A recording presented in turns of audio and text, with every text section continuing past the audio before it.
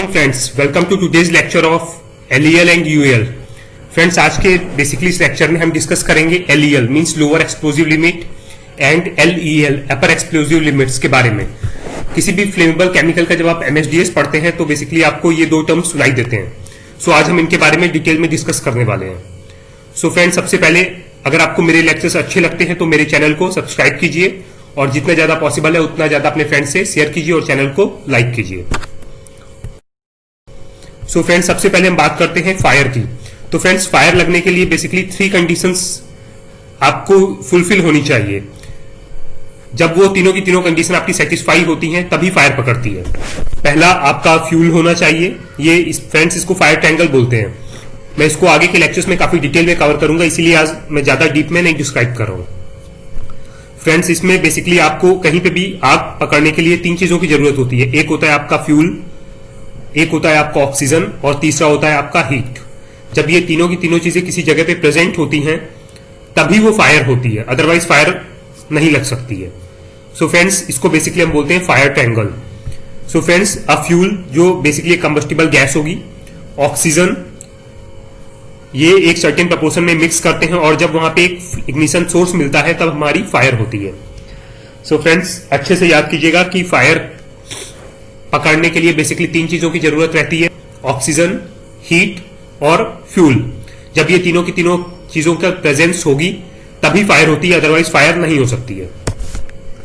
और जो रेशियो होता है फ्यूल और ऑक्सीजन का, ये वेरी करता रहता है डिपेंडिंग ऑन द कौन सा मटेरियल जो है जो मेरा बर्न हो रहा है, उसके हिसाब से ये रेशियो मेरा वेरी करता रहता है। So friends, moving to next slide. Friends, अब हम बात करते हैं एलईएल। फ्रेंड्स, एलईएल जैसा कि नाम मेरा सजेस्ट करता है लोअर एक्सप्लोजिव लिमिट। फ्रेंड्स, अब इसकी डेफिनेशन को समझते हैं। एलईएल लोअर एक्सप्लोजिव लिमिट, इसे डिफाइन करते हैं बेसिकली वो lowest concentration by percentage. Percentage के टर्म्स में वो लोवेस्ट कॉन्सेंट्रेशन किसी गैस का या फिर वेपर का इन द एयर। फ्रेंड्स, दोबारा सुनिए, किसी गैस का या फिर उसके वेपर्स का लोवेस्ट कॉन्सेंट्रेशन एयर में that is capable of producing a flash of fire in presence of an ignition source, जिसमें उतनी ताकत है कि वो आग लगा सके, उसको हम बोलते हैं लोअर एक्सप्लोजिव लिमिट। फ्रेंड्स, दोबारा सुनिए, एलईएल लोअर एक्सप्लोजिव लिमिट किसी भी गैस का या फिर किसी भी फ्लेमेबल लिक्विड का उसके वेपर फेज में वो मिनिमम कॉन्सेंट्रेशन। फ्रेंड्स, वो मिनिमम कॉन्सेंट्रेशन जिसमें अगर उसको एक कहीं से भी थोड़ी भी मीन्स आपकी चिंगारी जैसी भी मिल गई तो वो फायर करवा सकता है। इसको बेसिकली बोलते हैं हम lower explosive limit. Friends, it is the lowest concentration of a gas और vapour in the air that is capable of producing a flash of fire in presence of a ignition source. अगर इस level के हम below रहते हैं तो friends वहां पे मेरी फायर नहीं होती है। फ्रेंड्स, दोबारा सुनिए, अगर मैं इस लेवल के नीचे रहता हूं तो मेरी फायर नहीं होती है। क्यों नहीं होती है ये मैं आगे की स्लाइड्स में आपको डिटेल में बताऊंगा। फ्रेंड्स, यूईएल अपर एक्सप्लोजिव लिमिट, ये बेसिकली मैक्सिमम कॉन्सेंट्रेशन होता है किसी भी गैस का या फिर वेपर्स का that will burn in air is defined as upper explosive limit. ये मैक्सिमम कॉन्सेंट्रेशन होता है फ्रेंड्स किसी भी गैस का या फिर किसी भी फ्लेमेबल लिक्विड के वेपर्स का, जो अगर सोर्स ऑफ इग्निशन उसको मिलेगा तो वो बर्न करेगा। इस लेवल के ऊपर फ्रेंड्स फायर नहीं होती है। फ्रेंड्स, जो रेंज होती है हमारी एलईएल और यूएल के बीच में, बेसिकली फायर उसके बीच की रेंज में होती है। ऐसा क्यों होता है ये मैं आपको आगे की स्लाइड में समझाऊंगा। फ्रेंड्स, याद रखिएगा, एक फ्लेमेबल केमिकल के केस में बेसिकली मैं 2 चीजों की बात करता हूं, एलईएल और यूएल। एलईएल होता है मेरा lower explosive limit. Lower explosive limit होता है मेरा मिनिमम कॉन्सेंट्रेशन किसी भी गैस का या फिर किसी भी फ्लेमेबल लिक्विड के वेपर्स का, जहां पे अगर उसको कोई भी सोर्स ऑफ इग्निशन मिलेगा तो फायर पकड़ेगा। यूएल मेरा वो मैक्सिमम कॉन्सेंट्रेशन होता है किसी भी गैस का या फिर किसी भी लिक्विड के फ्लेमेबल लिक्विड के वेपर्स का, जहां पे अगर उसको सोर्स ऑफ इग्निशन मिलेगा तो वो फायर पकड़ेगा। Now friends, moving to next slide. Now friends, अब हम बात करते हैं फायर रेंज की। फ्रेंड्स, इस डायग्राम को गौर से देखिए तो ये है मेरा एलईएल लोवेस्ट वैल्यू और ये है मेरा यूएल अपर वैल्यू। फ्रेंड्स हमेशा याद रखिएगा कि जो फायर होती है वो बेसिकली एलईएल और यूएल के बीच में ही होती है।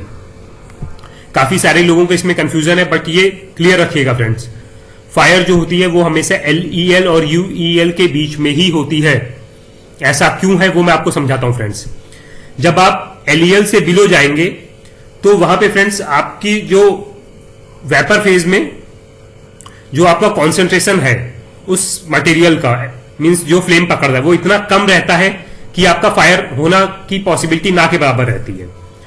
और फ्रेंड्स अगर आप यूएल अपर एक्सप्लोजिव लिमिट के आप ऊपर जाएंगे तो वहां पे बेसिकली आपका उस गैस का या फिर उस लिक्विड का के वेपर्स का कॉन्सेंट्रेशन इतना ज्यादा हो जाता है कि उसको बर्न करने के लिए ऑक्सीजन कम पड़ जाती है।